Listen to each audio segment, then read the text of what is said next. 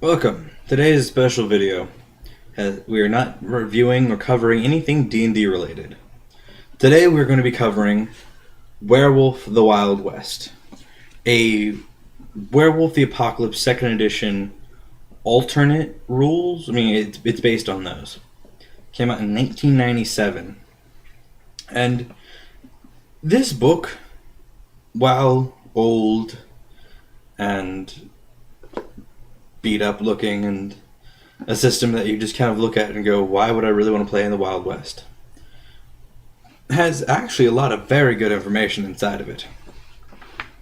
It covers the world of darkness as it sits during the Wild West period, making it unique in the sense that most role-playing games do not have a Wild West setting, a pure Wild West setting.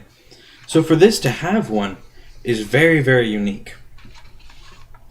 And within this book, it covers things like the slang of the area, or for Garou, different jargon of the Garou and of the time a little bit. Goes into a lot of the natives, the wolves, and just the world itself. This book is broken up into essentially your introduction zone with the setting, the system, and your introduction to the world of darkness, then your character creation, and then your rules system. So the first part of this book is almost no rules. So the first third of this book, and this book is approximately how many pages? Approximately 300 pages. Wait, what? Yes, approximately 300 pages. So about 100 pages are solely devoted to the world. You don't even see numerical values, except of course for years. So it has a lot of room to describe the tribes, all 13 of them, with the only change from Werewolf the Apocalypse being the Glasswalkers are now known as the Iron Riders. And I believe the Stargazers are later put in to the Bestial Court, I believe it's called. They're still members of the Garou Nation in this setting. But the first third of this book, it goes into your, the world of darkness, how they start theirs with a story. And then proceed on to explain the beginnings and relations between different tribes and other World of Darkness creatures like the mage and the vampires. So this book does a really good job. And then when you go into character creation, it has even more information covering the tribes in an even more in-depth look and giving you a feel for how they are. It gives them the territories and some example quotes so you get a feel for how their higher-ups work. So I was really happy with this. And it goes into auspices and breed, which are your classes, for those who don't know. Your breeds, which are your race, being Homid, which are human-born. Metis, which is born of two Garou, which are bad. Well, bad is for the people, not necessarily evil, in the good, bad in the good and evil scale. And then there's Lupus, which are born of wolf. So it breaks all that down and goes into detail. It goes into the litany, which is the governing rules and laws of Garou society, which are interpreted differently by each tribe. And then it goes into your stats and explanations for them. However, some of these are a bit harder to understand than others. For example, dexterity. Its specialties include limber, snaky, litsome, agile, supple, featly, quick as a wink, like the wind, expeditious, and greased lightning. So I got lost at greased lightning. And then what kind of thing is that? As opposed to, what is the difference between quick as a wink, like the wind, and greased lightning? So there is a bit of translation work needed to be done in this book to make sense of it. And there are a couple other instances of that. I believe it's in dodge versus weaving and ducking and something else. But it then moves on into gifts, which there's a handful of gifts for each one. Enough that you can play them, levels 1 through 5, of rank 1 through 5. There's enough gifts to be played with just this book alone. So that's always a good thing when, your core book really does have everything you would need to play. As opposed to some books where they're like, well, you have everything you need to play, but customization is gone. So they did a good job with that, listing the gifts for your auspice, your breed, and your tribe. It then goes into rites and how those all work, and some of them are really cool, like opening the way, where you open a moon bridge from one cairn to the other cairn to just, visit, or in times of war, to attack. It goes into the rank system, and then it finally jumps back, after that spew of rules, it falls back into information. It falls back into the Umbra, which is like the spirit world. And it goes into a lot of detail here, which honestly requires a lot of reading, because there is just so much information that it would be impossible to really run a good game without understanding at least a little bit of the Umbra.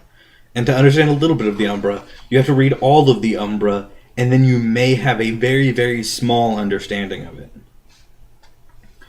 And because the Umbra is broken up into the Penumbra, the Deep Umbra, the Umbra is, I believe, its own, and then pocket dimensions upon pocket dimensions. So that's very, very troublesome. And then the big overarching meta evil thing is where there is the worm, as there is in later editions, but the big evil that they always have to fear, whereas it's not the apocalypse yet, is the storm eater, which is a massive what's the term?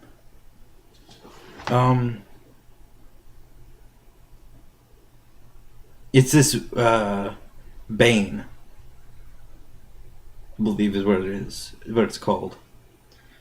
It's just this massive, hate-filled, corrupting being that moves about and tries to kill and destroy everything. After going into the mass amount of information about it, it then goes back to certain systems like the rage system and then character development points and how all that works. And it really is just well done if you want to play a werewolf during this time period. Because during this time period, you have a lot more freedom in the fact that you don't have computers and cell phones and cell phone cameras and everything. You have a telegraph machine. So that's your really big form of communication between cities. So a Garou can destroy one and, no one would know about it till someone goes and checks out the city. Which gives it this a unique adventure ideas. It gives you unique adventure hooks in the fact that someone could not have heard from a settlement for a couple months, and the players go off and they get there and they find out that the settlement's been wiped out by something, or maybe it's been possessed by a powerful Bane spirit that has now corrupted everyone's mind, has made them his thralls. So there's a lot to be done with this, and I personally am a big fan of it.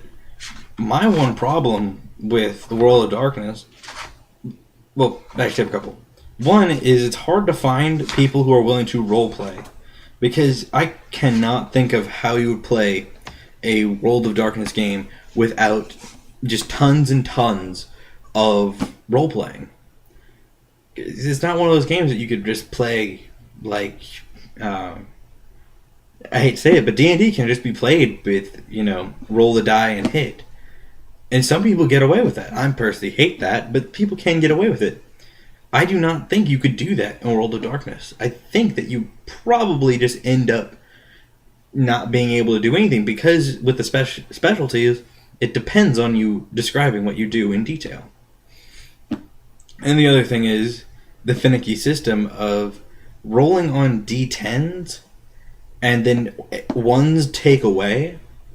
You can end up rolling, you could have, 5 dice in strength and, well, no, it's not use strength. 5 dice in dex and 5 in firearms. You're rolling 10 dice.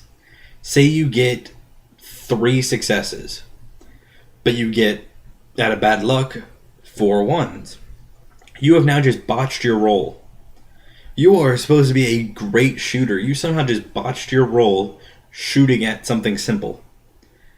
That doesn't seem to make a lot of sense. And that really is my only problem with old World of Darkness, is that finicky system. But I think that Werewolf the Wild West was a good system. However, on a side note, there is a product with the code number WW3702, I believe it is. I believe the title is The Coming of War. Now, I believe it exists because I have all the Wild West books. This one being 3700, 3701, 03, 4, 5. Yet, I don't have 2. And I've looked for 2. So if anyone knows where 2 might be, 3702 would be found, information would be great, because I would like to buy that. But until next time, have a good one.